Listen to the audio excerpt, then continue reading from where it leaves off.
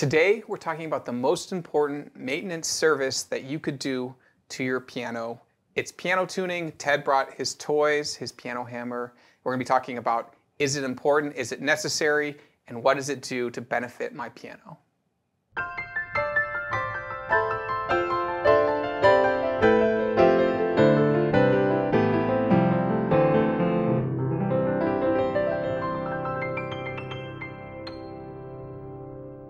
Hi, this is Ted with Alamo Music Center in downtown San Antonio, Texas. I'm Patrick Marr. You can find us online at alamomusic.com.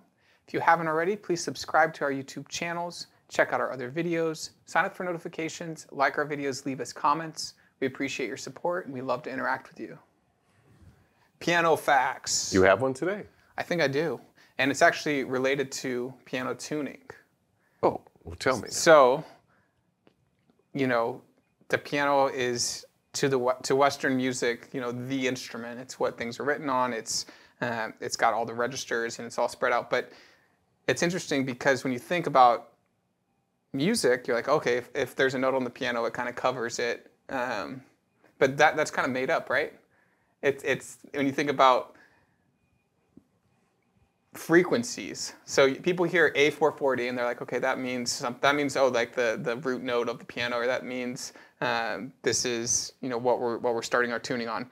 But that means that there's how many thousands of frequencies that we could choose from? Oh man, there's unlimited. Infinite amount. So what we've chosen, you know, this is long before our time, but in Western culture they started doing a thing called equal temperament, which is a 12-note stretch or 12-note temperament between two octaves. They divided an octave between 12 ways, and each of those is a half note, right? And so when we listen to music, when we hear a piano that's in tune, our ear is very, very accustomed to hearing those half notes going up and down, you know, C, C sharp, D, D sharp, right. E, F. And our ear is just perfectly trained to that. But the 12th step equal temperament, you know, as a tuner, when you tune something, there's different ways to stretch the tuning or to minimize the tuning depending right. on the octave stretch.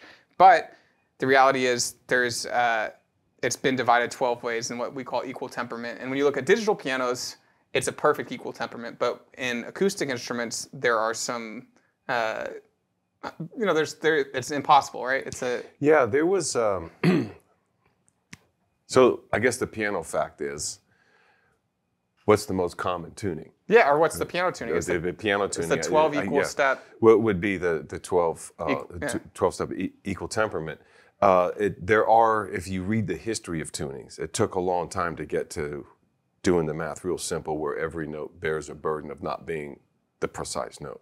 Mm-hmm. And because I've said this before, to a violinist and to a vocalist like a soprano or a tenor, an A flat is a different note than a G sharp, because it's relative to the notes that are around it, to where exactly it goes. And that applies for every single one of the black keys on a piano, so to speak, or anything that's going to be a flat or a sharp in the course of the tuning. And while being the most the most accurately tuned instrument in the orchestra, the piano is generally considered by, if you really get down to the math of it, the most out of tune instrument. It's just the referenced instrument.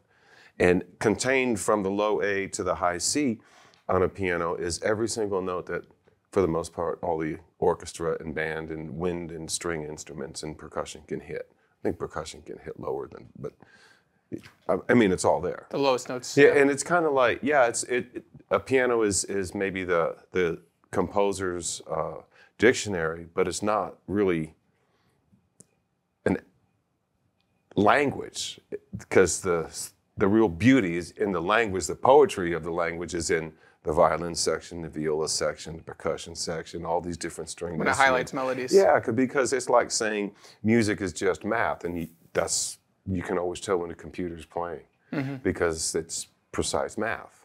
And humans like precise math, but we like our edges and corners rounded off, and that's kind of how tuning starts with this guy, Kernberger, and goes to Werkmeister. All these different regions of music activity had different tunings until there was an agreement of the 12 equal temperament. It's a great thing that at least the world agreed on that, plus the note to reference it to. Yeah, and so that is our piano fact. We do like to start our piano videos with a piano fact. We thought we'd go into the piano tuning world a little bit, take a deep dive. This video is about the importance of maintaining your piano tuning and how important it is to the longevity of your instrument and the enjoyment of your instrument, which are kind of, the enjoyment part people kind of recognize very quickly. Oh, I want it to be in tune so it sounds good. But what I feel like people don't realize is when you have a piano in your home and it slowly drifts out of tune, you don't really realize it. You don't until and you're like, no, sudden, I know I can hear things that are right. in tune or not. And then, you get another instrument to come over, and then you'll realize there's too many waves in your B flat to find the exact B flat to go with this guy's trumpet or saxophone or whatever. But the other thing, in besides having your instrument tuned and having, it's more fun to play, it sounds better, but it's also truly a lot more inspiring.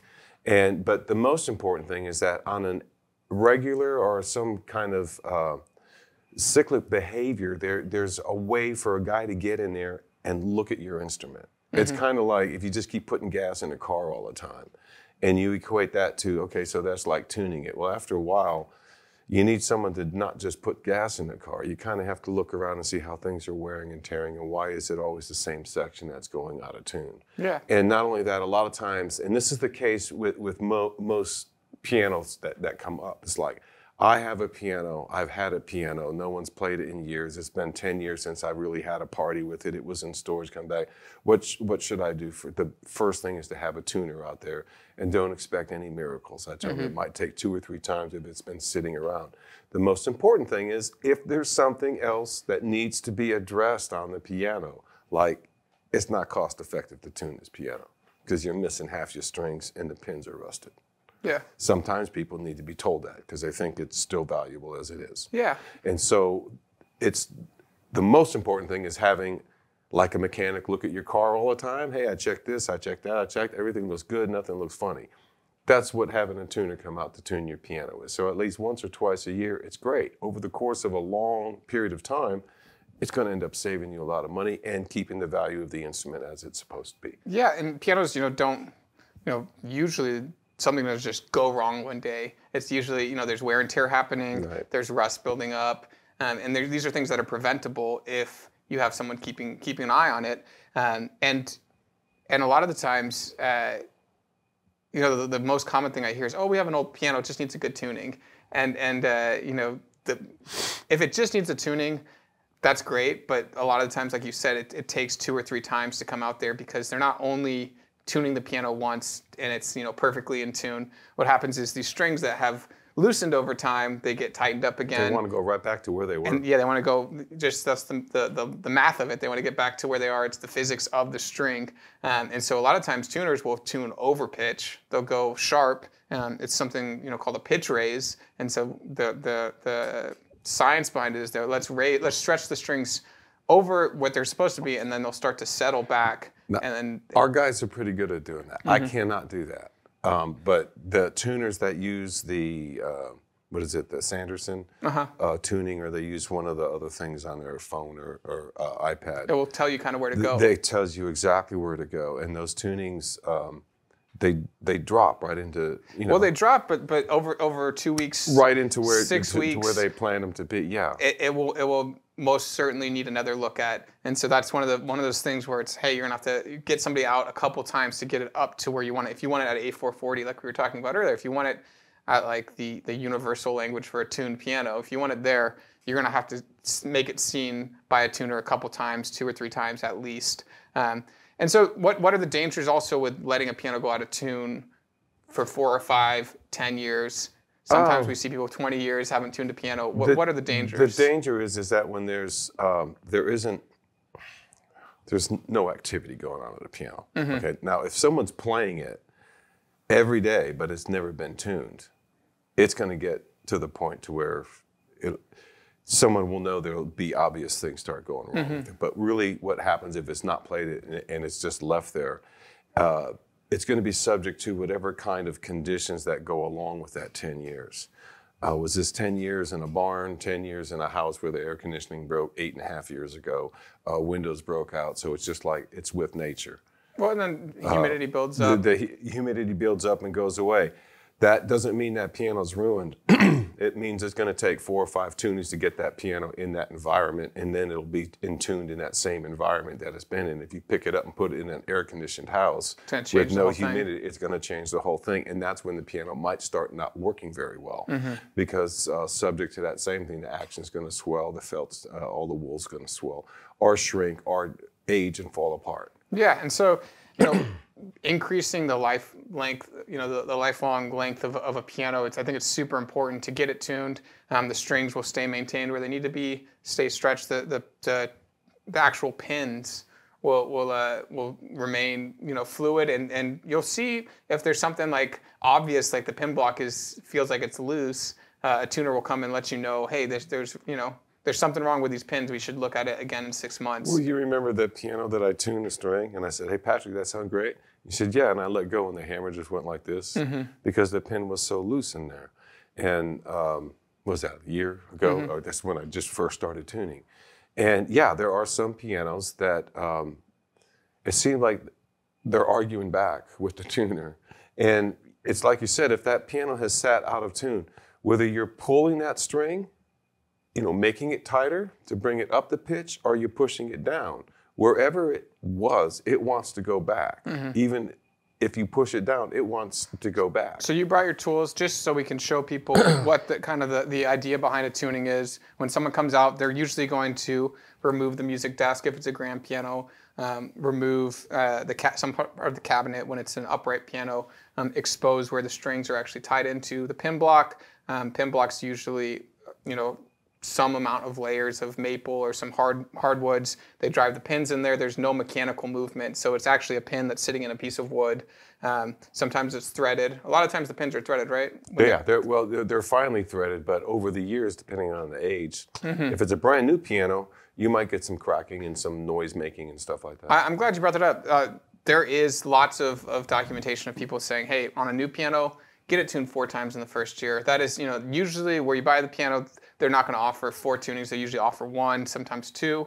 But if you buy a new piano, it's pretty important to get it to where you want it to be. And because it's come out of a box, because it's come from a different environment where it's put together, it's important to get it tuned a couple different times just so that you have it in the place you want and it's not trying to stretch one direction or the other. The other thing I always mention to people is that they may not notice when the piano's going out of tune. And so maybe 6, 7 months down the road, or a year later, 2 years, however long it is, a guy comes out and tunes the piano.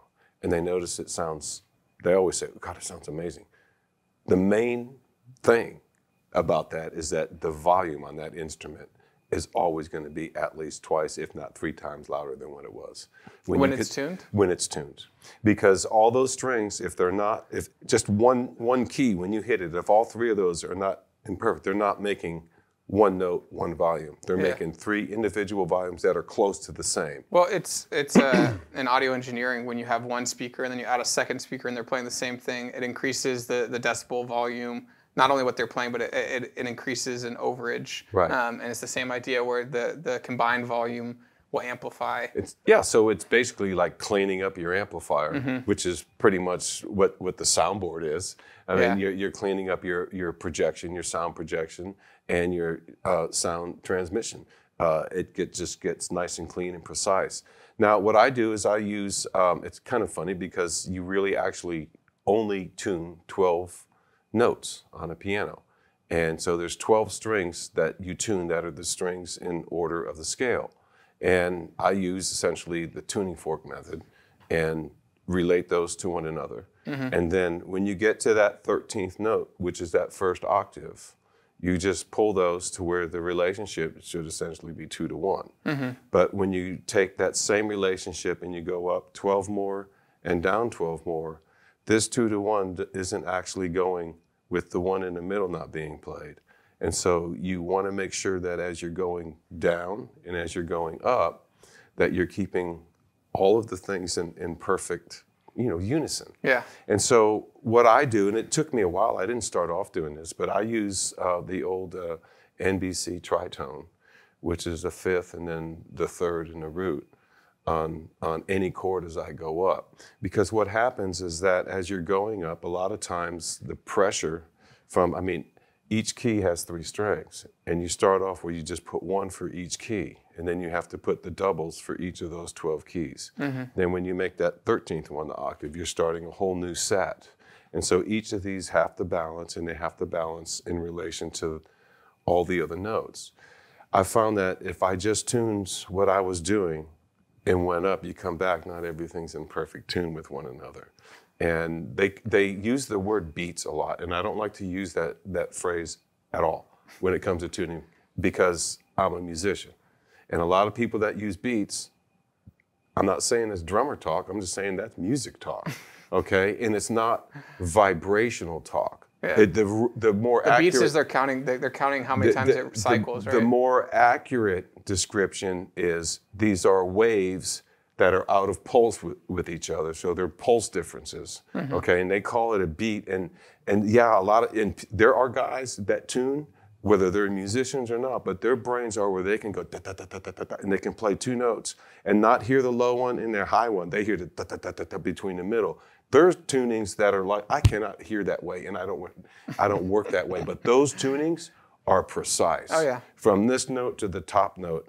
And I mean, I've worked a lot of the, what did I say? Personality I used to have in my tunings. They have a lot of personality. I've worked a lot of that out. But most of it is from your description earlier when we were talking about stretch tuning. And what stretch tuning really does is it ensures that your third, when it's raised out to a 10th, is matched from one octave to the next.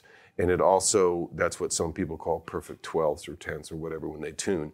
And the stretch tuning makes sure that if you're playing, for example, middle C, you skip this C, and you can tell if middle C is in tune with the one that's 2 octaves below. And then you can move up this way and see how well that one particular note in the scale is tuned 7 times. So you can hear how intense tuners get on their tunings.